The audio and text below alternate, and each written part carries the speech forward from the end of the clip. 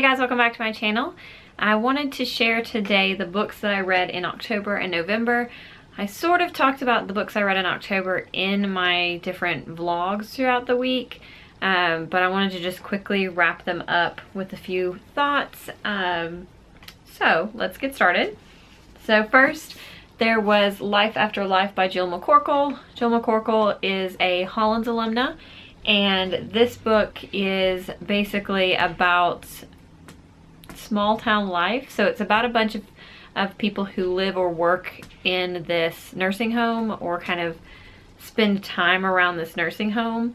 And it is really cool, the kind of picture of each life that you get. I thought it was really great characterization, because there was good, there was bad about each person. There were people that you could see them as people you know in your life, and there were characters that you liked and didn't like. The only thing I really had an issue with this was the ending. I really kind of rolled my eyes. It just, I don't know, not the best ending for this one, but I did really enjoy the characters throughout. And then I read two Animorph books. I read number 12 and number 13. They were fantastic, of course, as Animorph books are. This one was a Rachel book. This one was a Tobias book. Obviously, because this was a Tobias book, I enjoyed it more than the Rachel one, just because I love Tobias books, and I feel like we get a lot of really interesting world information as far as like how the greater universe functions around the whole Animorphs thing in books that are about Tobias or about Axe. So that's one of the reasons I really like them. But these were really good. And then I did finish Traitor's Blade by Sebastian de Castell. I think I talked about this. I know I left a Goodreads review about this. I have mixed feelings. So I thought this book was fun, and I get why people really like this series, and I'm definitely going to continue on and read the rest of the books in the series. But I hesitate to do what everybody else does and say that this is like the Three Musketeers in like a fantasy world or in a world with magic. There's not a whole lot of magic, first of all.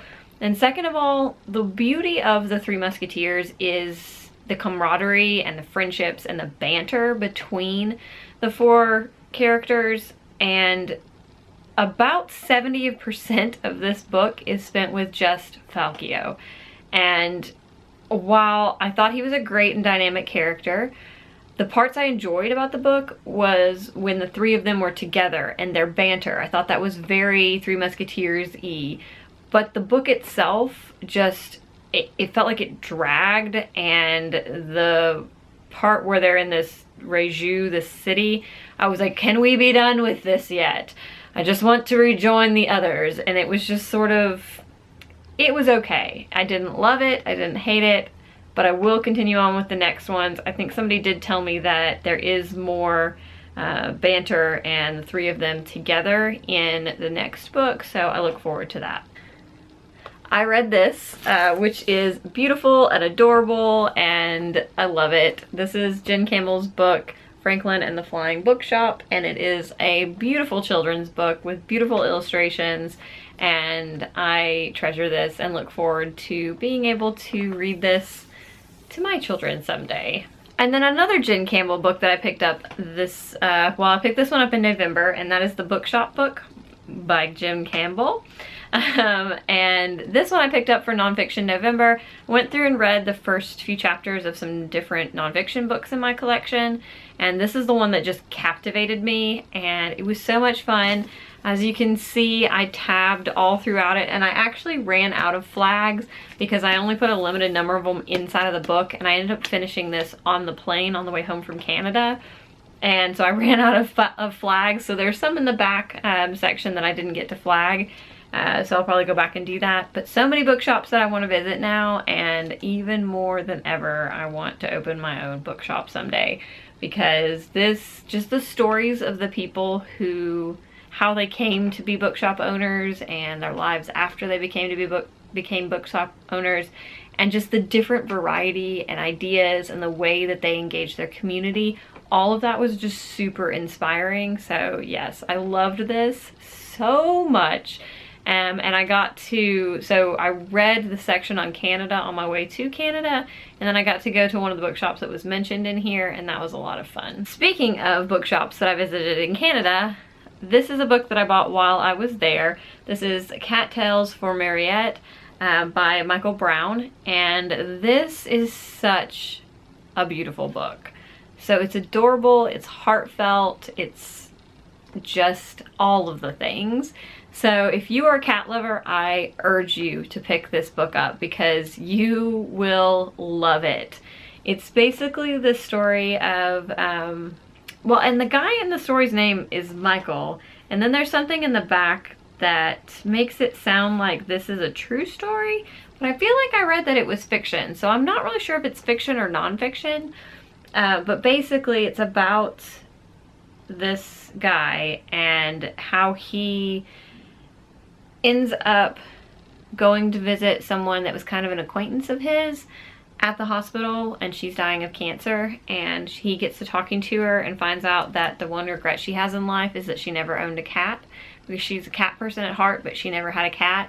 And so she asks him to tell her stories about his cats, and the whole thing is different like episodic stories all tied together in like an overarching story having to do with him visiting her and their relationship building, but about his cats, different lessons he learned from his cats, how he got them, how they were when he was when they were living with him, their little quirks, and you know, what happened to them.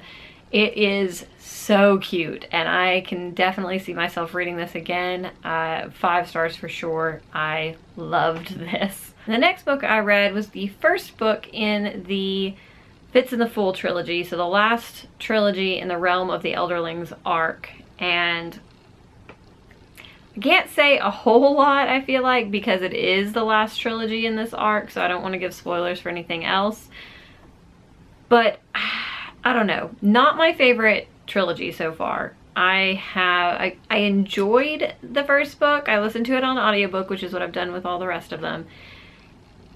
And it's just not as compelling, I feel like. And I feel like there are a lot of new characters introduced that just don't feel like they have a point.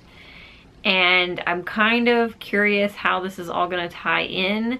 At time of filming, I am listening to the second one, and a little bit of that is becoming more clear. But at the same time, I'm really unsure of this trilogy. And it just doesn't feel as strong as all of the rest of Robin Hobb's trilogies and her quartet. Like, the other ones were so good. This one is just, eh. So, yeah, we'll see how I feel about it as we get deeper into the trilogy. And then finally, so I finished Beyond the Empire by K.B. Wagers. This is the 3rd book in the Andronin War series, and I'm such a book pusher when it comes to this series. I literally think everyone that has even a mild interest in the premise should read it because the characters are so good, the plot is so fun, and I just feel like this series has something for everyone. I can't really obviously talk much about this one since it is the finale, but this is a story of Haley, who is a runaway princess turned gun runner who gets dragged back to her home planet of Indrana or Pashati, but she gets dragged back to her home planet to assume her role as heir to the throne. And it's full of political intrigue. It has amazing quippy one-liners. It has one of the best female protagonists that I have ever encountered. She is so multi-layered, and I absolutely adore her. And it's just, it's so good. Like, it really is just so good. So if you even have mild interest in that premise, please pick it up. And if you're interested in audiobooks, this is also one of the best audiobook series that I've ever listened to. The narrator is amazing, and I want her to read everything to me. So that is it. Those are the books that I did read in October and November, and it was a pretty good reading month. November was a very good reading month for me, so I didn't read as many books as a lot of people, but the books I read were all really good, and I think I might have given them all, if not all of them, at least majority of them 5 stars. So yes, very, very good reading month in November. Hopefully that will keep up in December. I hope you guys are enjoying Vlogmas, and I will see you next time. Bye!